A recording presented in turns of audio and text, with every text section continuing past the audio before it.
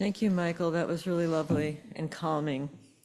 Good morning and welcome members, friends, visitors, our guest speaker, Rachel Evans, and those of you joining via Zoom to the Unitarian Universalists of the Chester River.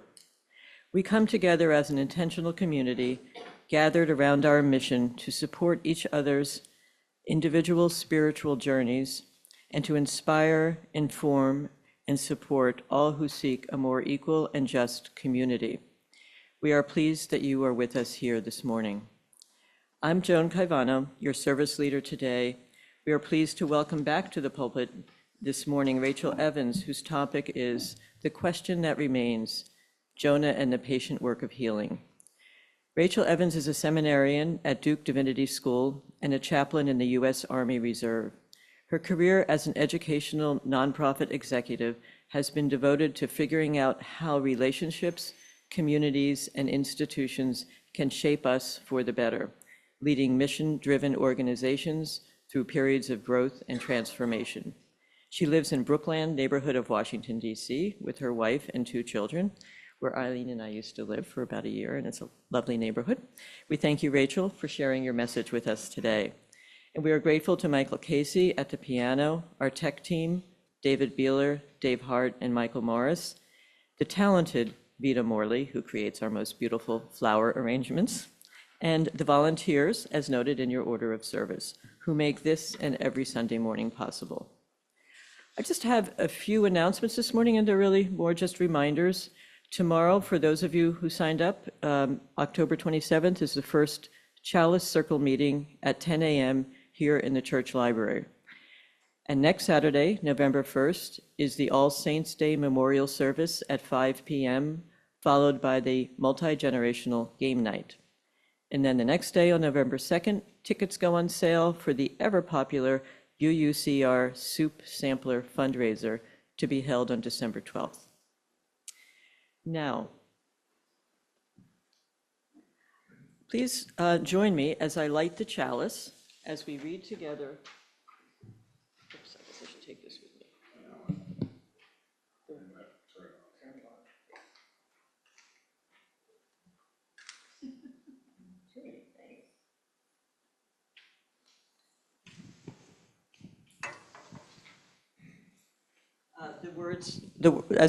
Please join me as I light the chalice and we read together the words of Albert Schweitzer in your order of service. At times, our own light goes out, is blown into encounter with another human being. Each of us has cause to think with deep gratitude of those who have rekindled the flame within us. Now please rise in body or spirit as we sing hymn number 1009 in the Teal hymnal, Meditation on Breathing.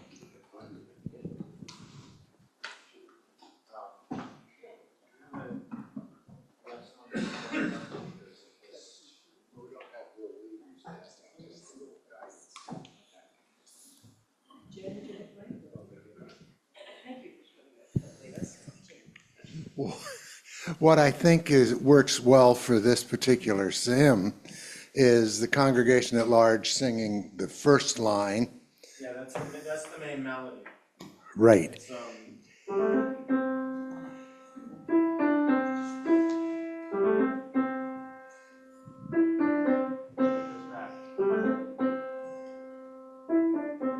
so on, so on, so on. And I'll give you a hint right now that the next time through, we will add the soprano voices who are so inclined to give it a shot, and that's the descant.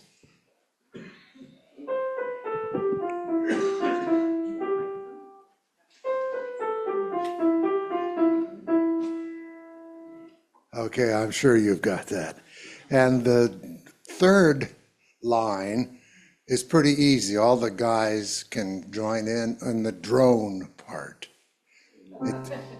One note.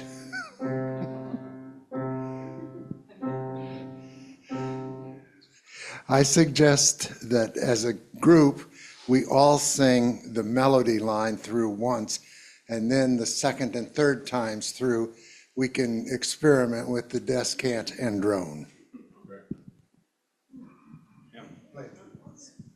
Just the accompaniment?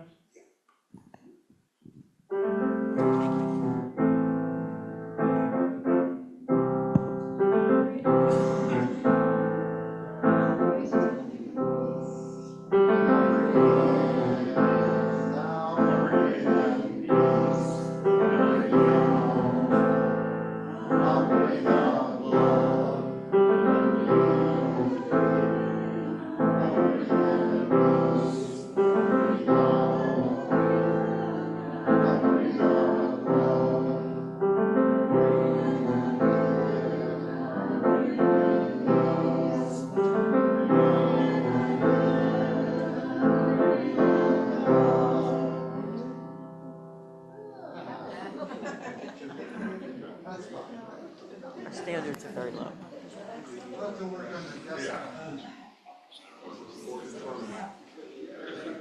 Now I welcome Rachel Evans to give us some opening words. Good morning, everyone. It's so great to be here. I was reflecting on what to talk about with all of you this morning, and I realized that I often find myself drawn to wanting to dive into the stuff that I am still grappling with in real time. Can you hear me okay? Yes. Perfect. There is a Brené Brown quote that I love where she says, "Anger is a great catalyst that is a life-sucking companion."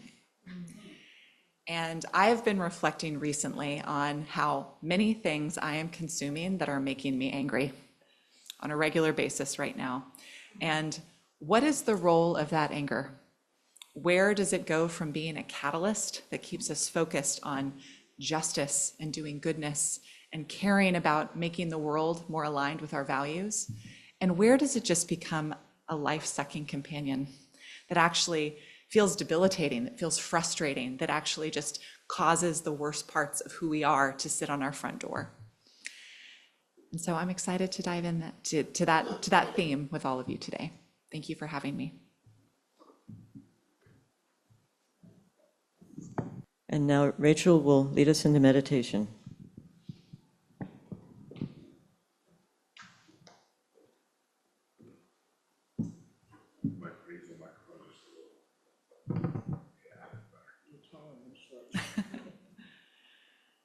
So feel free to close your eyes if that makes you comfortable. If not, feel free to just find a spot to sort of look and center. Let's take a moment together to quiet our hearts and minds. Breathe in stillness and presence. Breathe out what is holding you back or distracting you in this moment. We gather in community this morning, drawing on our shared values of compassion, connection, and renewal. Today, we turn our attention to the twin gifts of forgiveness and peace in ourselves, among one another, and in the wider world. When we forgive, we stop the flow of pain, reclaim hope, and commit ourselves to beginning anew. But peace is more than the absence of conflict. It is presence of reconciliation, of healing, of trust restored. It is the deep alignment of our actions with our highest values. Our chalice burns today in that spirit to inspire us to live into that peace and to forgive so that we may make it possible in our world.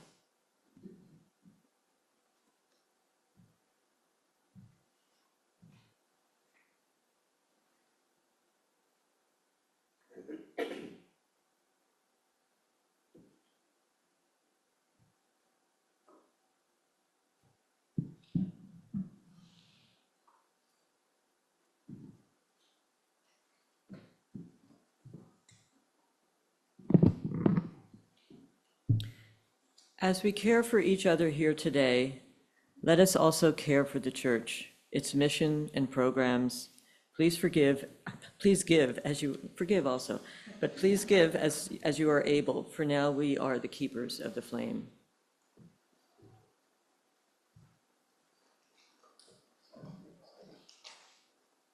This is O Rest in the Lord from Mendelssohn's Oratorio Elijah.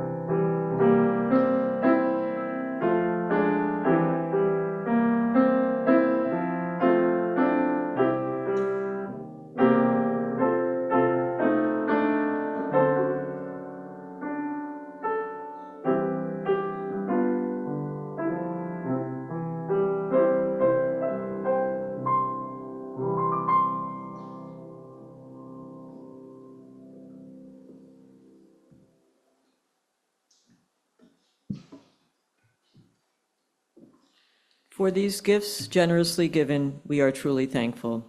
Now, let us welcome Rachel to the pulpit with a hymn, number 123 in your gray hymnal, Spirit of Life.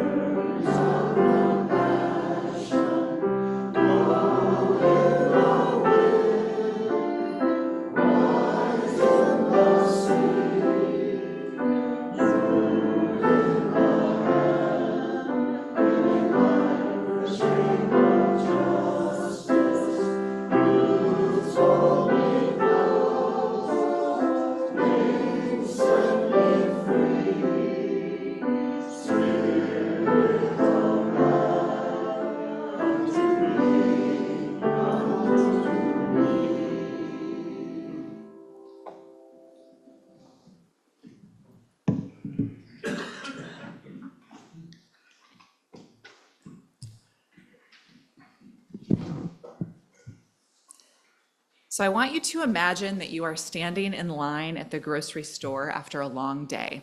You're tired, you're ready to go home, and suddenly someone just blatantly cuts in front of you. No eye contact, no excuse, just gets right in front of you in line. If you're anything like me, your knee-jerk reaction to that is probably to be pretty angry or at least frustrated. That's a breaking of social norms, it's rude, it's inconsiderate, it implies that that person's time is more valuable than yours. We feel this visceral response to petty injustices, like someone cutting the line, but the anger runs deeper when the harm is greater. Betrayal by someone you trusted, violence that shattered your sense of safety, systemic injustice that has affected not just you, but your children, your community, maybe generations of your people. This is the emotional world that we are going to enter into today in Jonah chapter 4. We're going to explore one of the most challenging passages in ancient Hebrew literature, a text that refuses to give us easy answers about forgiveness, but instead invites us into the hard, holy work of healing. As an aside, I want to give a shout out to the couple that just had a baby. I will say I have two children, a 15-month-old and a 2-month-old. So I will say around 2 months is when you start to get a little bit of sleep again, so hang in there. But I will also say I have a really personal connection to this text. My oldest is named Jonah, and it's actually because of this particular story.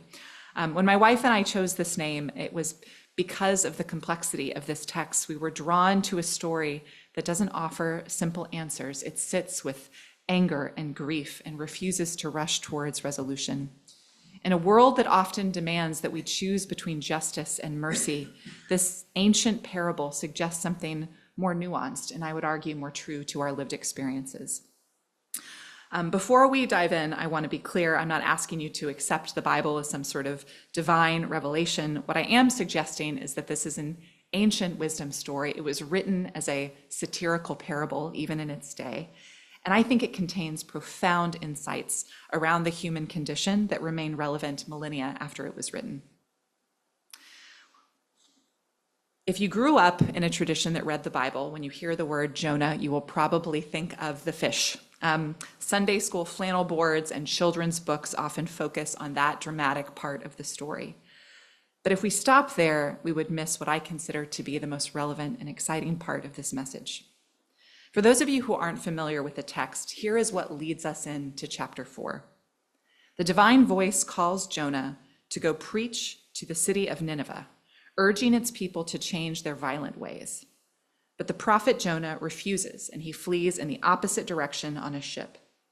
A storm threatens to sink the vessel, and Jonah, knowing he's the cause of this storm, tells the sailors to throw him overboard. He is swallowed by a large fish, spends 3 days in its belly, and is finally vomited onto the shore. Chastened, he goes to Nineveh after all, delivers his message, and to his dismay, the people actually listen. They repent, they change, and this destruction that was supposed to come upon them is averted. This is where chapter 4 begins, with Jonah's reaction to this mercy being extended to his people's oppressors. To understand Jonah's response from the beginning of the book, we need to understand what Nineveh represents in this parable. This wasn't just a foreign city. Nineveh was the capital of the Assyrian Empire, a regime infamous for systemic cruelty. The Assyrians didn't just conquer, they terrorized. They practiced mass deportations, forcing entire populations from their homelands. They employed public torture as psychological warfare. They erased cultures, languages, and identities, what today we might call ethnic cleansing. For Jonah's people, Nineveh symbolized generational trauma. It represented the violent empires that had humiliated, devastated, and destroyed their communities across centuries. When we read about Jonah's anger in this text, we're not hearing the petty grievance of an individual prophet. We're hearing the voice of a traumatized, grieving community, people who had experienced imperial violence that infected entire generations. Through this lens, we see that Jonah's rage is not selfish. It carries the weight of collective memory, of wounds that go far deeper than a personal offense. So entering the text with that background knowledge, let me read Jonah chapter 4 for us this morning. It begins with his reaction to the Ninevites' repentance. But this was very displeasing to Jonah, and he became angry. He prayed to the Lord and said, "O Lord, is not this what I said while I was still in my own country? This is why I fled to Tarshish at the beginning, for I knew that you are a gracious and merciful God, slow to anger, abounding in steadfast love, and relenting from punishment. And now, O Lord, please take my life from me, for it is better for me to die than to live." And the Lord said, "Is it right for you to be angry?" Then Jonah went out of the city and sat down east of the city and made a booth for himself there. He sat under it in the shade, waiting to see what would become of the city. The Lord God appointed a bush and made it to come up over Jonah, to give shade over his head, to save him from his discomfort. So Jonah was very happy about the bush. But when dawn came up the next day, God appointed a worm that attacked the bush so that it withered. When the sun rose, God prepared a sultry east wind, and the sun beat down on the head of Jonah so that he was faint and asked that he might die. He said, "It is better for me to die than to live." But God said to Jonah, "Is it right for you to be angry about the bush?" And he said, "Yes, angry enough to die." Then the Lord said, "You are concerned about the bush, for which you did not labor and which you did not grow. It came into being in a night and perished in a night. Should I not be concerned about Nineveh, that great city, in which there are more than 120,000 persons who do not know their right hand from their left, and also many animals?" Now, given this context about the Assyrians, imagine Jonah sitting on that hillside east of the city, carrying not just his personal disappointment that this city was not going to be destroyed, but the grief and rage of his entire people. Notice that the text tells us Jonah had positioned himself to the east of Nineveh. This is not accidental on the author's behalf. Throughout the Hebrew Bible, the east represents divine authority and presence.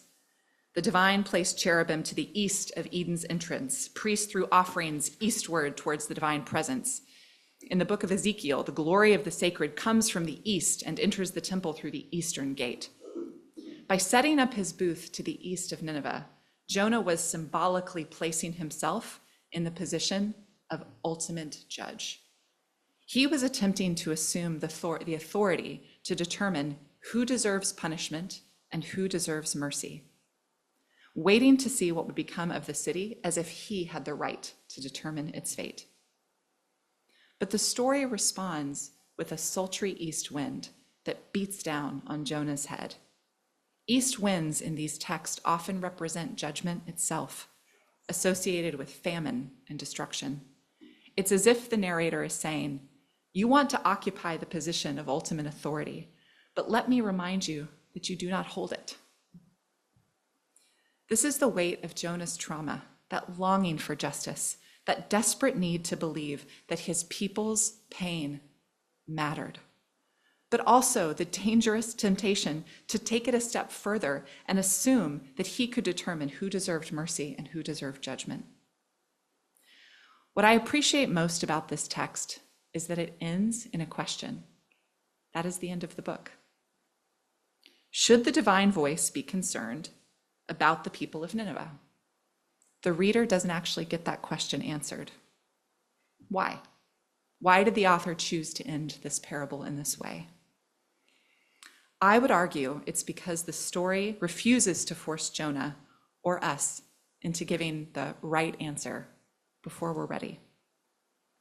Yes, based on the narrative's trajectory, we suspect that the text is going to suggest the Ninevites merit attention and care. This is the core of our faith, right? Regardless of what someone does, we believe in their inherent human dignity and worth. As readers, we rationally understand that compassion should extend even to our enemies. This is a theme throughout many wisdom traditions. But if the story had demanded that response from Jonah in that moment, it would have betrayed the depth of his grief and his people's grief. It would have minimized their trauma.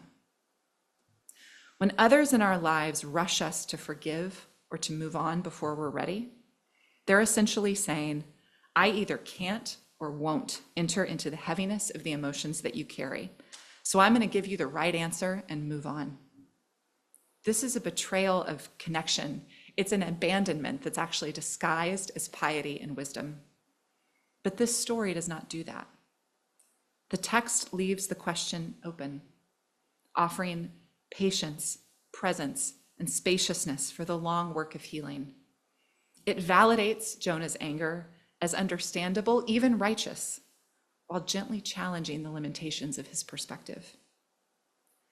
This matters to us because we experience wounds, both personal and communal, that may take a lifetime to heal or longer. Think about the trauma of slavery in our nation's history. The ongoing effects don't disappear with emancipation or civil rights legislation. They live in bodies, in families, in communities across generations. Think about the violence of colonization. Here in our own country against Indigenous peoples and around the world, the theft of land, the destruction of languages, the systematic dismantling of cultures and communities. Think about the countless ways that power has been used to harm the vulnerable. Economic exploitation, environmental racism, gender-based violence, the targeting of immigrants and refugees, even in our current day.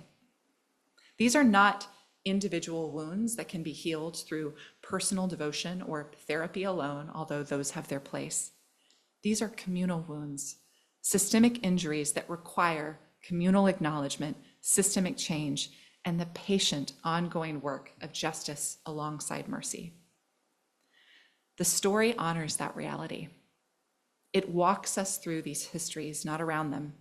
It refuses to say to Jonah or to us, you should be over this by now. But notice how the divine voice engages with Jonah in this chapter. Twice, the same gentle question is posed. Is it right for you to be angry? Not stop being angry, not your anger is inappropriate, but a patient invitation to examine the source and the scope of that anger. When scholars analyze this Hebrew text, they discover that the author has given Jonah and the divine voice exactly the same amount of space to make their cases as they talk to one another. Jonah gets 39 words to express his complaint in verses 2 and 3, and the divine receives exactly 39 words to respond in verses 10 and 11. This isn't coincidence. It's carefully crafted. It's careful literary craftsmanship. The author treats Jonah's perspective as worthy of serious engagement rather than a simple dismissal. The equal time given to both voices suggests that Jonah's grief and anger, while incomplete, deserves honor and respect. This is the rhythm of healing. Presence, patience, gentle invitation, more presence, more patience. The text suggests that compassion is vast enough to extend even to our most brutal enemies, but it's also patient enough to see and honor our wounds. As we wrestle with this text, I want to name something important. We often think of ourselves as belonging to one of two groups, the wounded or the wounders, the victims or the perpetrators. But the truth is more complicated. Most of us, I would argue all of us, belong to both groups simultaneously throughout the course of our lives. We carry wounds that take real time and intentional work to heal. Maybe you've experienced betrayal, abuse, or violence. Maybe you carry the generational trauma of your people. Maybe you look at the world and see injustices that make your soul ache with longing for things to be made right. And at the same time, we know in our hearts that we have also been purveyors of someone else's harm, or at least complicit in it. Maybe you can't fully face your own participation in systems of exploitation. Maybe you recognize that there have been times when your own comfort has come at someone else's expense. Maybe you hope to one day be able to receive what feels like offensive compassion, completely undeserved, mercy that might extend even to you. If you recognize yourself in both of these descriptions, and I suspect most of us do, then hear this. You deserve to sit with all the unanswered questions that you hold.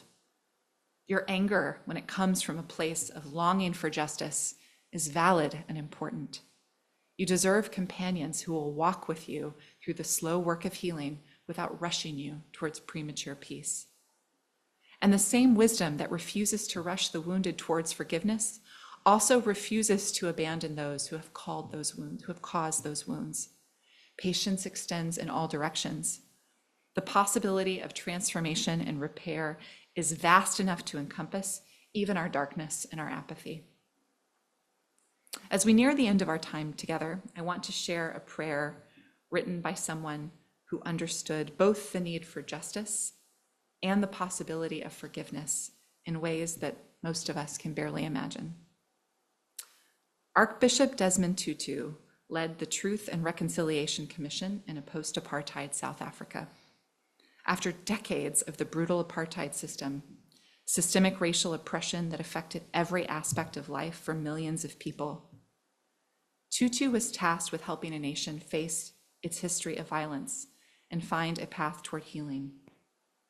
He understood both the depth of communal trauma and the possibility of restoration. His expertise on forgiveness was not theoretical. It was forged in the fires of unimaginable harm and the painstaking work of collective healing. In his book, The Book of Forgiving, which I would highly recommend, he wrote it with his daughter, it's a really powerful text, Tutu offers what he calls the prayer before the prayer. A prayer or reflection for those who aren't yet ready to forgive. They are not yet ready to abandon their anger, but they hope to be ready someday, which is a really important place for us to acknowledge. Though it speaks from a Christian perspective, its wisdom transcends any single tradition. This prayer speaks to both truths we carry, our wounds and our capacity to wound others. Whether or not you pray, I invite you to sit with these words. I want to be willing to forgive, but I dare not ask for the will to forgive in case you give it to me. And I am not yet ready. I am not yet ready for my heart to soften. I am not yet ready to be vulnerable again. Not yet ready to see that there is humanity in my tormentor's eyes, or that the one who hurt me may also have cried. I am not yet ready for the journey. I am not yet interested in the path. I am at the prayer before the prayer of forgiveness. Grant me the will to want to forgive. Grant it to me, not yet, but soon. Can I even form the words, forgive me? Dare I even look? Do I dare to see the hurt I have caused? I can glimpse all the shattered pieces of that fragile thing, that soul trying to rise on the broken wings of hope, but only out of the corner of my eye. I am afraid of it. And if I am afraid to see, how can I not be afraid to say, forgive me? Is there a place where we can meet, you and me? The place in the middle, the no man's land where we straddle the lines, where you are right and I am right too, and both of us are wrong and wronged. Can we meet there and look for the place where the path begins, the path that ends when we forgive? This is the challenge and the wisdom that we encounter in the final book of Jonah. The question to Jonah goes unanswered, but the story doesn't leave us empty-handed. It offers us something vital, a model for how to hold space for one another in our most difficult moments, not to fix, not to rush, not to demand premature resolution, but to stay present. This is work we can do regardless of our theological beliefs or lack thereof. We can practice the patience that the text demonstrates. We can honor anger that comes from a place of justice seeking. We can refuse to abandon one another to easy answers or false comfort. As we go about our days from today, consider what it might look like to embody this wisdom. When someone shares their rage at injustice, can you sit with it rather than offering an immediate solution or an answer? When you witness harm, can you hold both accountability for wrongdoing and the possibility of transformation and connection? When you encounter your own complicity in systems of oppression, can you look at it without either drowning in guilt or dismissing its significance? When you carry wounds that haven't healed, can you refuse the pressure to be over it on someone else's timeline? This is the invitation for today, not to have all the answers, but to show up for the questions, not to achieve perfect forgiveness or perfect justice, but to commit to the patient ongoing work of both. The question remains open in our lives, just as in the text. Our work remains before us, and we have each other for the journey. Thank you. Rise in body or in spirit, let us sing hymn number 128 from the Gray Hymnal, For All That Is Our Life.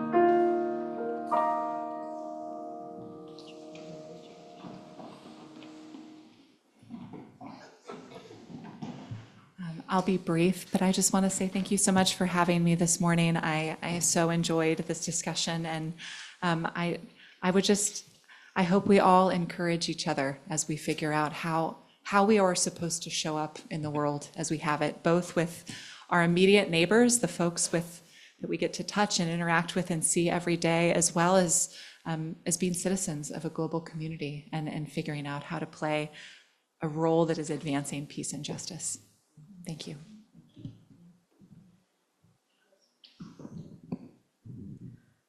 Okay, we will extinguish the chalice. We extinguish this flame, but not the light of truth, the warmth of community, or the fire of commitment. These we carry in our hearts until we meet again.